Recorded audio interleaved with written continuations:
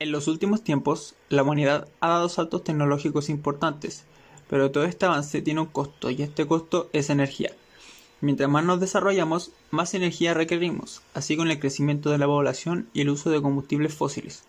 Esto nos ha llevado a un punto crítico, en donde necesitamos fuentes de energía alternativas más amigables con el medio ambiente, si es que queremos seguir desarrollándonos antes de que estas formas de obtención de recursos acaben con nuestro mundo. Con esto en mente, veremos una tecnología llamada pilas de combustible de carbono directo. Las pilas de combustible permiten la generación directa de energía eléctrica a partir de la oxidación electroquímica de un combustible. Se tratan de dispositivos que permiten un uso más eficiente de la energía química de un combustible, convirtiéndose en uno de los temas de investigación a los que mayores esfuerzos le dedican las primeras potencias mundiales. Primero veamos qué es una pila de combustible de carbono directo. La celda de combustible de carbono directo es un tipo especial de celda de combustible que utiliza directamente carbono sólido como ánodo de combustible, la cual mezcla carbono y oxígeno para actuar como generador de energía eléctrica para centrales eléctricas.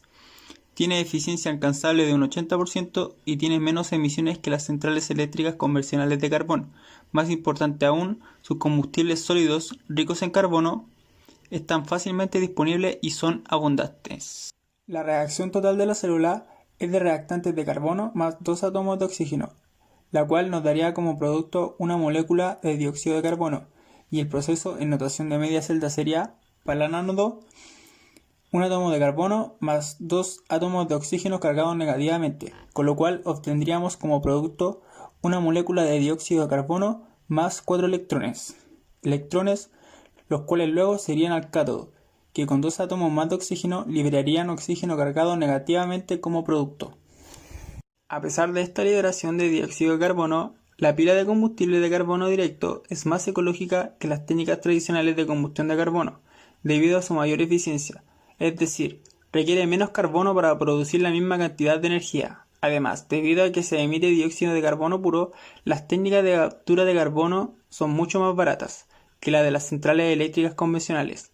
El carbono utilizado puede estar en forma de carbón, coque o una fuente de carbono no fosilizado.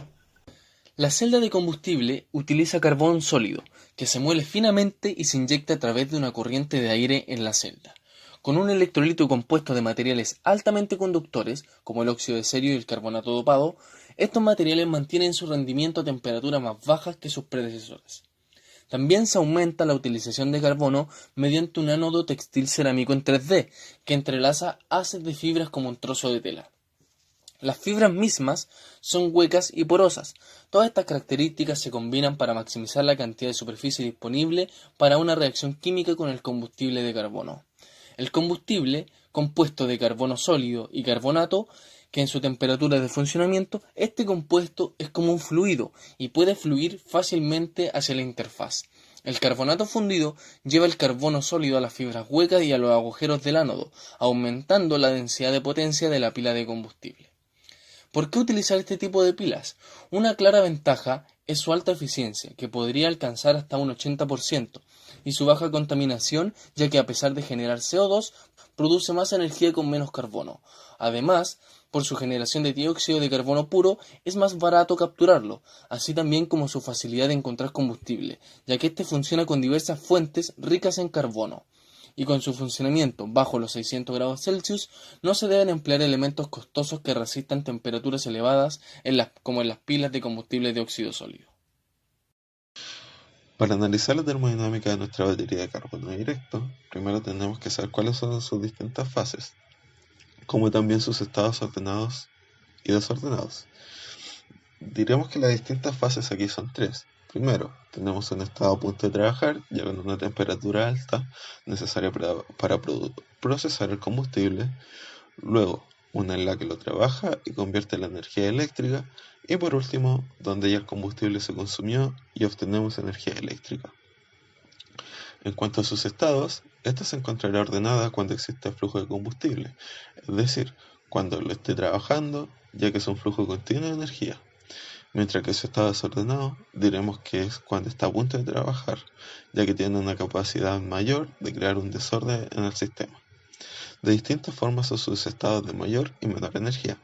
Este se encontrará en un punto energético mayor, cuando se esté trabajando el combustible, ya que nos entrega un flujo mucho más grande de energía, mientras que su estado menor de energía se encuentra cuando se consumió dicho combustible por completo, cuando ya no haya nada más que transformar. Ya pasando a la entalpía, esta va en aumento a medida que la temperatura de nuestra batería aumenta, y está en máxima cuando está en funcionamiento, es decir, trabajando el combustible, ya que es en este momento donde el calor que está desprendiendo es máximo, mientras que será mínimo en su última fase, es decir, cuando ya haya convertido todo el combustible en energía eléctrica. Esto también nos indica que al ser una batería que trabaja a altas temperaturas, todos sus desechos son expulsados en forma de gases. En el caso de la entropía, diremos que es máxima cuando está a punto de comenzar.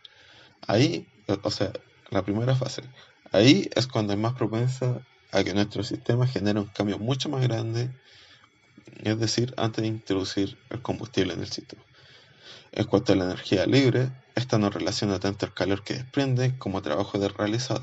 Dicha energía es máxima al momento donde se procesa el carbono, ya que desprende tanto calor como también se produce mucha energía eléctrica, la cual diremos que esta es la energía interna del sistema, la energía útil, el trabajo que nos entrega.